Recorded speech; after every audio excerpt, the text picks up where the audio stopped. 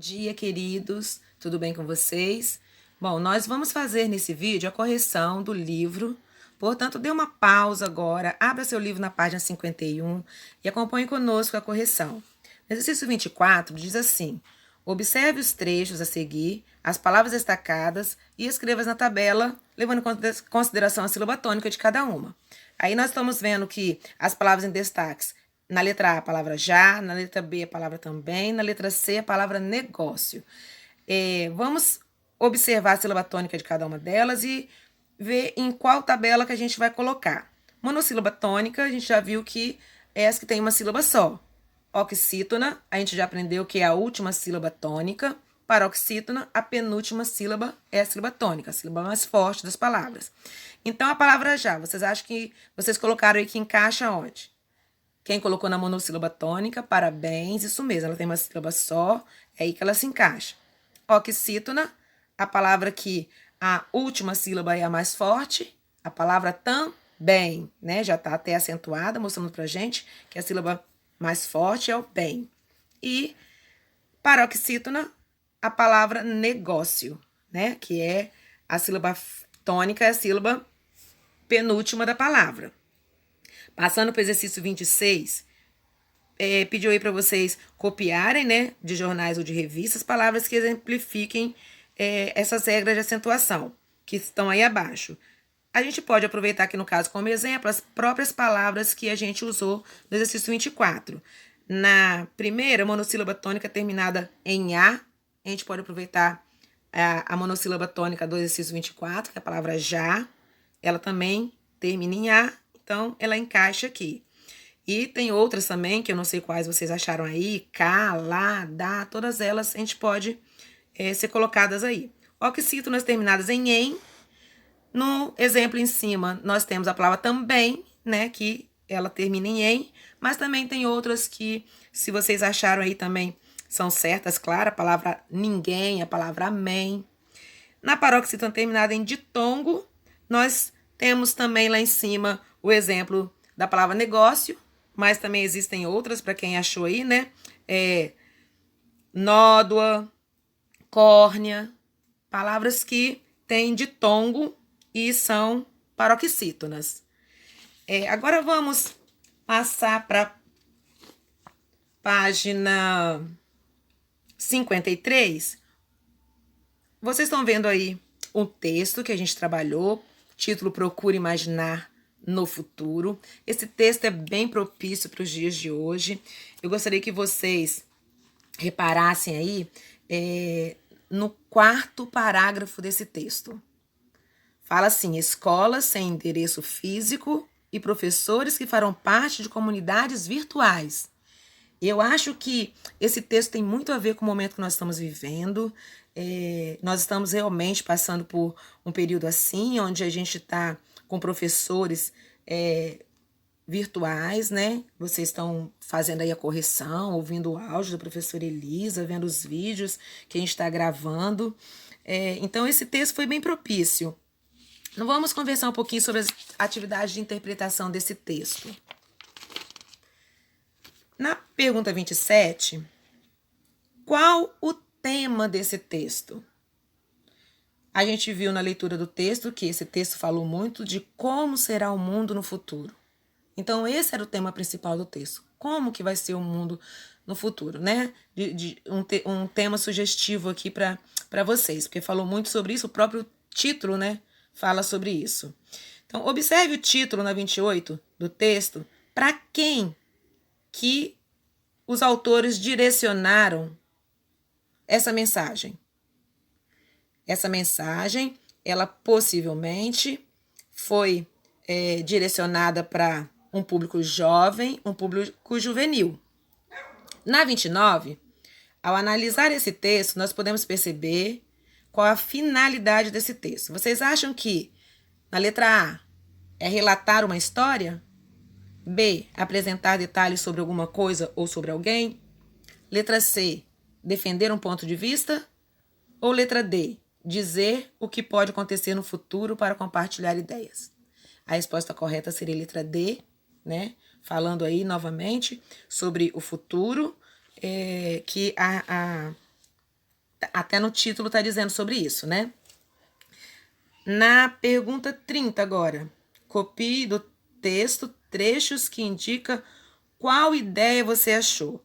A pergunta 30 são respostas pessoais. Qual a ideia que você achou aí legal no texto? Qual a ideia que dificilmente, na sua opinião, aconteceria? E qual a ideia que talvez acontecesse? Respostas pessoais que você pode dar. Vamos agora para 31. Os elementos do cotidiano foram imaginados pelas autoras. Que elementos do cotidiano, né, foram imaginados pela autora? Pede para a gente fazer uma lista das palavras-chave do texto. Bom, aqui a gente tem que lembrar que as palavras-chave, como a gente já viu em outras situações na sala de aula, são palavras que identificam ideias importantes no texto. Serve como uma referência para uma pesquisa. Então, vamos lá ver quais são ideias aí chave desse texto. Plantações, carro, animais domésticos, prédios, geladeiras, escolas, celulares, berços, todas essas são palavras-chave, palavras que identificam ideias importantes nesse texto. Agora eu queria que vocês fossem comigo até a pergunta 33. Vamos na 32 primeiro, né? Peraí, tem a 32 aí também na tela de vocês. Escolha uma das ideias do texto e escreva. Uma ideia para o futuro. Quais as possíveis causas para que isso exista futuramente? E quais as possíveis consequências de um mundo no futuro ter isso? São respostas pessoais também que vocês podem completar aí conforme o que vocês... a opinião de vocês, tá? Vamos passar agora para a pergunta 33, aí, isso, essa próxima tela. A pergunta 33 tá escrito assim, ó, nesse texto: escolas sem endereço físico e professores que farão parte de uma comunidade virtual. No momento que nós estamos vivendo, né, pelas razões que nós estamos nessa quarentena, a pergunta da letra A diz assim: quais seriam os benefícios desse formato de escola? Se a gente for olhar o momento que a gente está vivendo, os benefícios nesse formato de escola para nós, na quarentena, um deles seria nossa segurança. Tá? Mas outros motivos de escola virtual, sem ser por essa pandemia, né? Sem ser por essa quarentena, benefícios dela seria um maior tempo para estudo, uma maior flexibilidade de horários para os alunos, para os professores. Você pode acessar no horário que você tiver uma disponibilidade melhor. Então, são benefícios de uma escola nesse formato. Agora, quais seriam os possíveis prejuízos de uma escola nesse formato? Também uma resposta sugestiva seria a falta de contato pessoal. Você está aí, eu não estou vendo vocês, o rostinho de vocês, vocês também não estão vendo a professora, então eu não consigo, sem ver vocês, ajudar nas dúvidas que talvez vocês tenham, ver aí as dúvidas no rostinho de vocês. Então, são alguns prejuízos que a gente vê, essa falta de socialização, de troca de saberes para a formação, ser uma formação integral. Então, fica mais complicado a gente trabalhar a oralidade, acompanhar de perto a aprendizagem de vocês em grupo ou individual. Então, são alguns prejuízos que a gente tem. Agora, como seria essa comunidade virtual? Imagine que essa escola do futuro apresentando detalhes de como seria essa escola no futuro aí, como que ela poderia ser organizada, né?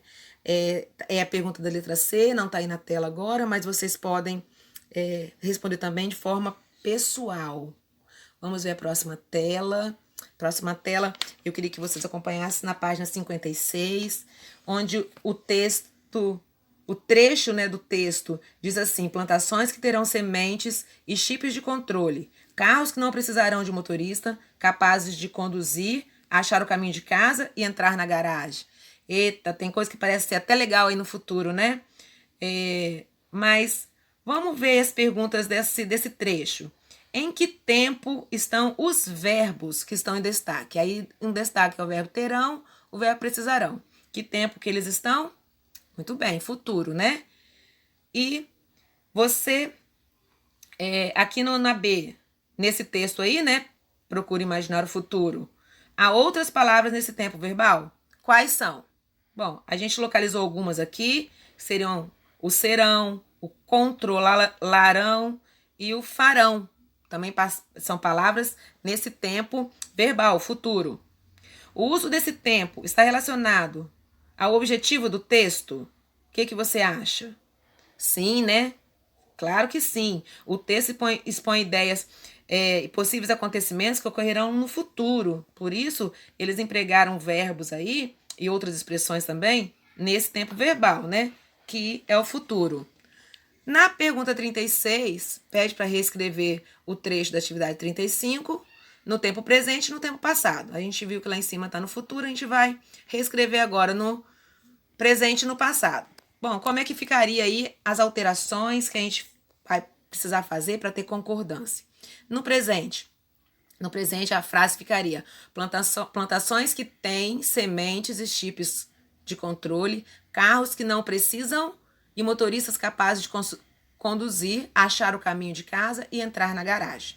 Então, fizemos as modificações para que a frase no presente tivesse concordância. E agora no passado. No passado, vamos ver as mudanças que a gente precisa fazer. Plantações que tinham ou tiveram sementes e chips de controle, carros que não precisavam ou precisaram, né, as duas formas, de motoristas capazes de conduzir, achar o caminho de casa e entrar na garagem. Só observando, vocês estão vendo aí na tela, no presente, quando a gente fala o tem, tá, gente, do presente, como é plural, precisa ter o acento, não esqueçam, tá? Na hora que vocês escreverem aí, de corrigirem aí, precisa ter o acento. Então, nessas duas formas aí, a gente consegue fazer as correções. O que mais que nós trouxemos? Pergunta 38. Quais as palavras do texto se relacionam com os verbos destacados? Bom, aqui a gente vai achar as palavras, os substantivos, que têm relação com esses verbos aí. Na letra A, terão sementes e chips de controle. Quem ou que terão as sementes? As plantações que terão semente. Na B, precisarão de motorista. Quem é? Quem são que precisarão de motoristas? Os carros. E na letra C, serão uma mistura de várias raças de cães e gatos. Quem que serão uma mistura? Os animais domésticos, ok? Então, são os substantivos que a gente achou. Já na 39, a gente vai ter que fazer alterações nos trechos, porque a gente precisa que os verbos e os substantivos combinem. Então, vocês podem observar que na 39, os verbos que estavam no futuro, eles não estão mais. Ou, quer dizer, eles estão no futuro, mas eles estão num tempo diferente. Então, a gente precisa fazer a concordância desses verbos. Aí, agora, o terão ficou terá. Terá sementes e chips de controle. Então, lá na 38, o futuro era no plural. Aqui na 39, o verbo está no futuro, mas o substantivo tem que estar no singular, porque o verbo ficou no singular. Então, terá sementes. Quem é que terá semente? A plantação terá semente. Na letra B, não precisará, né? O precisará de motorista. Quem é que não vai precisar de motorista? O carro. Então, o precisará também foi para o singular e o substantivo precisei para o singular. Na letra C, será uma mistura de várias raças, cães e gatos. O será foi para o singular e o nosso substantivo também. Então, quem será uma mistura? O animal doméstico. Então, a gente mudou aí os três para o animal doméstico. Na 40, é uma resposta pessoal, vocês vão escrever aí o que vocês vão imaginar do futuro nesses elementos que estão aí e vão escrever aí de forma pessoal o que vocês imaginam. Agora eu queria que vocês passassem para pergunta 43, lá na página 58. Leia as seguintes palavras do texto e responda. Aí tem a palavrinha vezes, casa, capazes e desenhos.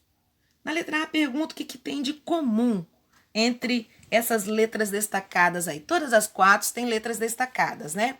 O vezes, a letra destacada é o Z, o casa, a letra é o S, capazes o Z e desenhos o S também. Essas letras aí destacadas, o que elas têm em comum?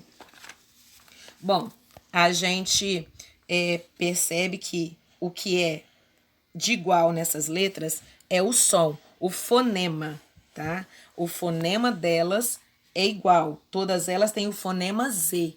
Elas têm o grafema diferente, né? Lembra, grafema é escrita, mas ela tem o fonema igual, que é o som. Fonema é o som. Todas elas têm o som do Z.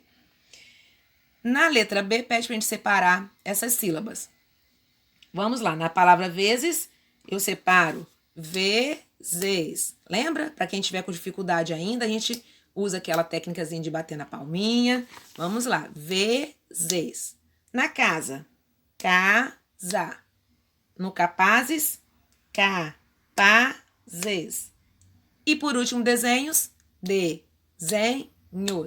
Ótimo, professora, quinto ano a gente está aprendendo a separar a sílaba de casa, de vezes, mas tudo tem um propósito nessa vida, não fiquem preocupados não. Bom, então a gente viu aí na letra C que a pergunta é, as letras destacadas, elas estão em qual posição? Por isso foi importante a gente fazer aquela separação de sílaba, mesmo as palavras sendo palavras fáceis, tá? Vezes. O Z está em que posição? Olha, vezes. O Z está no início da sílaba, zes. Assim como casa, também a letra S, né? Fonema isá, fonema que tem o som do Z, ele está no início da sílaba zá. O capazes também está no início da sílaba zes e desenhos no início da sílaba Z. Então, a gente pôde perceber que todas essas sílabas destacadas essas letras estão no início, ok? Agora, vamos ver na página 59, mais um pouquinho sobre isso, para tirar alguma dúvida. Pesquise e escreva outras palavras com, no primeiro quadro, um S no meio da palavra, em início de sílaba, com som de Z. 3 critérios. Achar S no meio da palavra, esse S tem que estar no início da sílaba e esse S tem que ter o sonzinho de Z. Eu trouxe algumas aqui, eu sei que você pesquisou também, mas nós temos como sugestão mesa, rosa, vaso. No outro quadro, letrinha verde aí para vocês, já pede palavras com Z no meio da palavra, também no início de sílaba e também com fonema Z. Eu trouxe de sugestão as palavras azeitona, alfabetizar e Amazônia. Palavras que seguem esses 3 critérios. Na 45, tá aí na tela.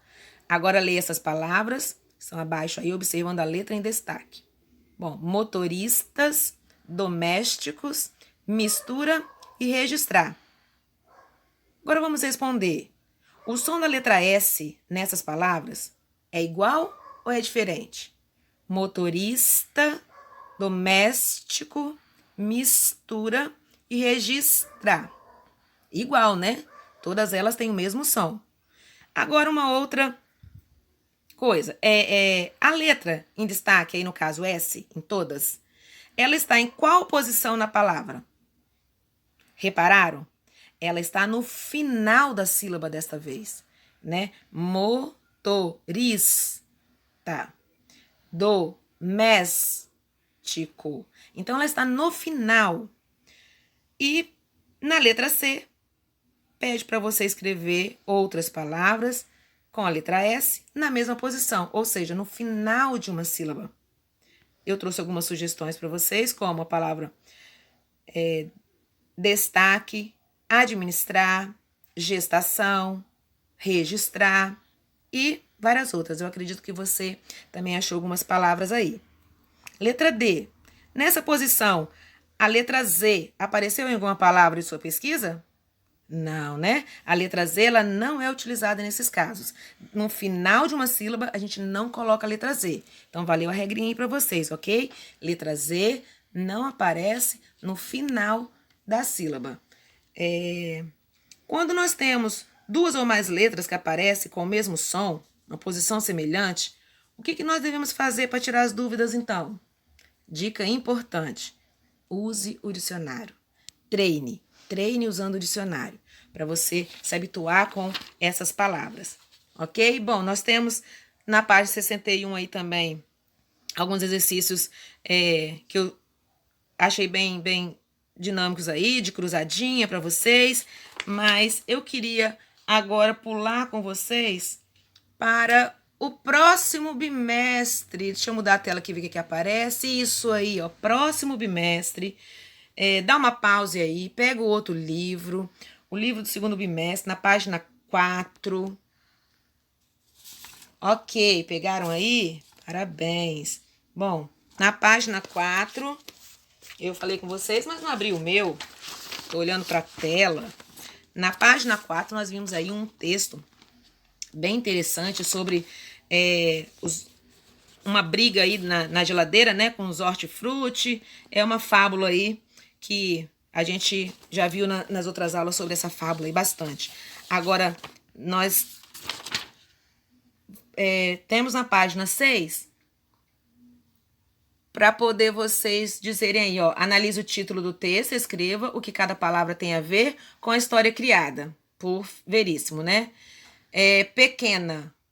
O que essa palavra tem a ver com a história? Essa palavra define a extensão do texto, né? Que é bem curta. O texto é bem curto. A palavra fábula, o que ela tem a ver aí com o texto? A palavra fábula, ela é a indicação do gênero do texto. A gente já viu que fábula é uma narrativa apresentada, que apresenta seres que não são humanos, com características humanas, para representar algumas situações do nosso mundo real, né? Então, a fábula serviu aí como indicação de gênero. Infantil, a palavra infantil, ela é o contexto de recepção. É uma história que agrada as crianças, ainda também possa representar uma situação no mundo dos adultos, né? E a palavra hortifrutigranjeira, ela refere-se aos personagens, que são, em sua maioria, aí, frutas, legumes, hortaliças.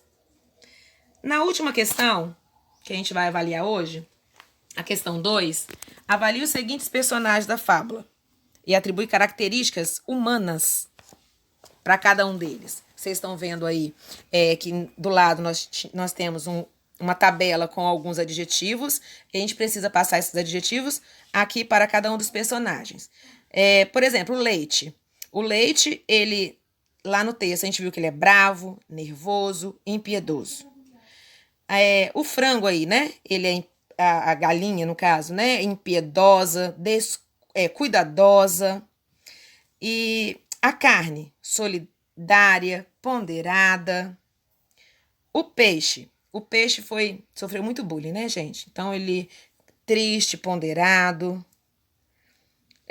Nós temos aí também as ervilhas, né? São as ervilhas.